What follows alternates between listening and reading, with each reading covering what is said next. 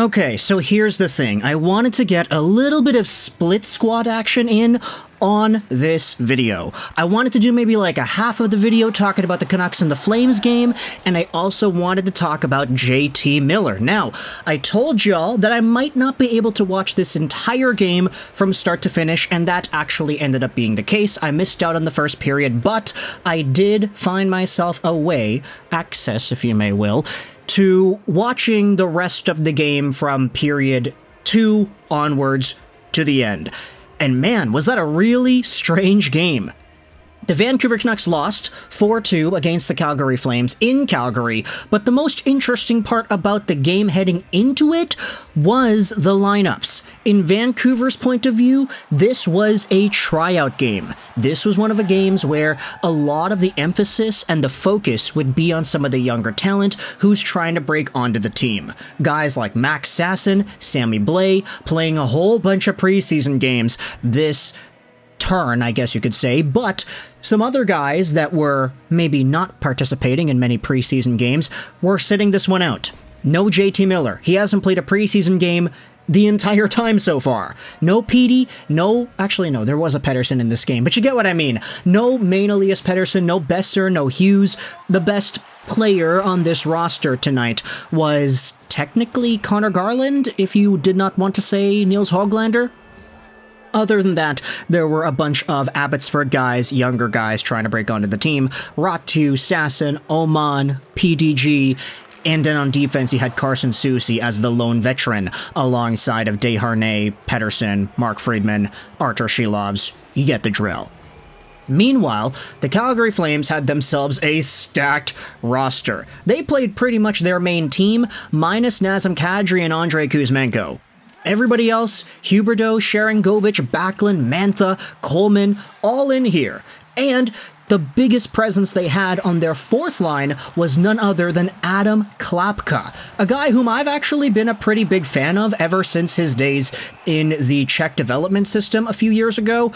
I was really interested in his story because he was actually eligible for the NHL draft in the same year I was. But Adam Klapka, as a 6'8", 230-pound monster, was not actually drafted in 2018. In fact, he remained undrafted until signing with the Calgary Wranglers in 2022.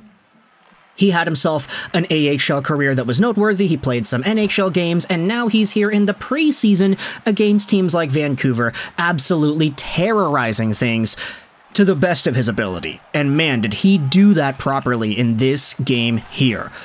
This game, highlighted by the 4-2 score scored by the Calgary Flames, featured, I think, 3 main stories for Vancouver Canucks fans paying attention to the players on the ice and paying attention to how things went. Firstly, a bunch of the goals that went in on Arturs Silovs were long shot goals.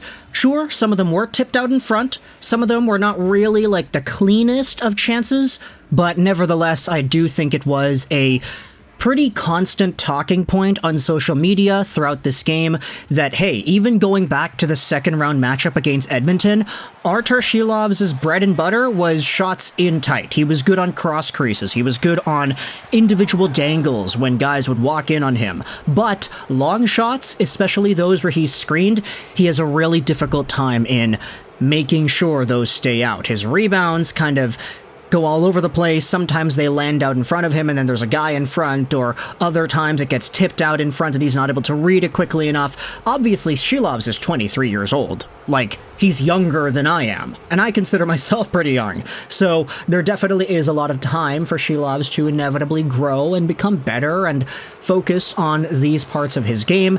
But other than that, I think he did have some good stops, especially in tight on this one, but the longer shots, that's really going to have to be an area that he focuses on long term. Nikita Tolopilo suited up for Vancouver in the third period. He let in 0 goals, so he made 8 saves on 8 shots. He looked pretty alright, and then you had yourselves 2 young Vancouver players getting on the board in this one. Firstly, it was Jonathan Lekkerimaki with a nice goal, really lucky chance. I don't want to say this is the way he thought he would score his first preseason goal, but he ends up getting the puck on the left faceoff circle. He takes a shot, it takes an odd bounce, it goes in. Not really the most flashy goal out there, but still a reward for what Jonathan Lekkerimaki has been showing off in this preseason and in this game. He's got that ability to create plays. He's got the patience to kind of let the open options become available to him. He's got skill. He's got a shooting talent. He's got a lot, and getting rewarded with a goal here was definitely due for the course. This was assisted by Daniel Sprong and Carson Soucy. Then the second goal of the game for Vancouver was scored by Aatu Raty. It's Nils Höglander who throws it up for Connor Garland. The Vancouver Canucks get a 2-on-1. Garland fakes the shot, then goes cross-crease to Raty, who walks right in and goes low and quick. He fires it right by the goaltender, giving the Canucks their second goal of the game, bringing them within one at that time. It was already 3-1 Calgary. It was 3-2, and then you had the Adam Klapka goal that was scored afterwards. But Aatu Raty also had a really strong game. I feel like he's had strong games the entire preseason here. Him and Jonathan Lekkerimaki have been definitely some of the more competent Abbotsford Canucks guys to have made an impact on this team. And the fact that they happen to be some of the youngest too also bleeds positivity heading into the Vancouver Canucks regular season. The game got a lot rowdier than we thought it would. Adam Klapka just kind of terrorizing people. Friedman was going after guys. Brayden Pachal was going after guys. Macklin going after guys. It was really, really physical. Definitely the grudge match kind of matchup that you like to see here out of these two Western Canadian rivals. But with this being cemented into our minds, the good performances out of Raty, good performances out of Lekkerimaki. I thought Höglander played really well in this one as well. He had some pretty good chances that were stopped in tight.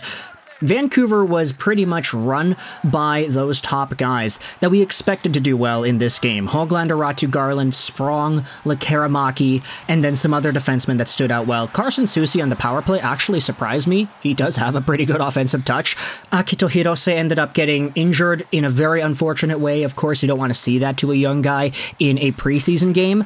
But to end off this video, I know I said I wanted to do 50-50. It's more like 70-30 at this point. I wanted to also talk about the absent Vancouver Canucks players in this one. No Pettersson, no Hughes, no Brock, no Miller. Miller has not played a single preseason game yet, and that has sparked a little bit of controversy. Hey, what's going on with this guy? Is he okay? Are the Vancouver Canucks hiding something? And the real answer to that seems to be no. In fact, Rick Tocchet said earlier this week that JT Miller showed up and he was one of the best Canucks in terms of the physical testing earlier this training camp. So if there's anything to gather, anything to conclude from that piece of information, you could pretty much say, hey, JT Miller is a boss. He's so good, and he's so physically fit. He came into training camp ready to work his behind off. We know he does that night in, night out. We know he's like that throughout the course of an 82-game regular season. If there's anybody that maybe doesn't need to show anything off in the preseason, it's JT. If there's anybody that has something to prove in the preseason, it's these younger guys. If there are any players that are coming off of significant injuries and need to show us that they are better, it's Elias Pettersson, for example. If there are guys coming in here trying to make sure that they've still got it, Brock Besser, he kind of fell off a cliff last season towards the end of the year, stopping his goal production and rounding things out more so in the playoffs. But ultimately, JT was the one guy that was so consistent throughout most of last season, and this summer he didn't skip a day training and getting better and keeping his body in shape. So if there's anybody that deserves the pass to not get any preseason games, bearing of course any injuries like Dakota Joshua or Thatcher Demko, it's JT Miller. So I think Vancouver Canucks fans shouldn't really be all too, I don't know if worried is the right word. Yeah, really shouldn't be too worried about JT missing all this time in the preseason, because if anything, it just means that he's ready, right? I don't know. You can let me know your thoughts in the comment section below. Also, let me know your thoughts in the comments as to how this game ended up going and what your overall thought process is as the Vancouver Canucks lose to the Calgary Flames 4-2. Aatu Raty and Jonathan Lekkerimaki, they showed off very well. These guys are here. JT Miller is out, as he's always been. I want you to let me know your thoughts in the comment section below. How does that make you feel? I hope you enjoyed this video. And bye.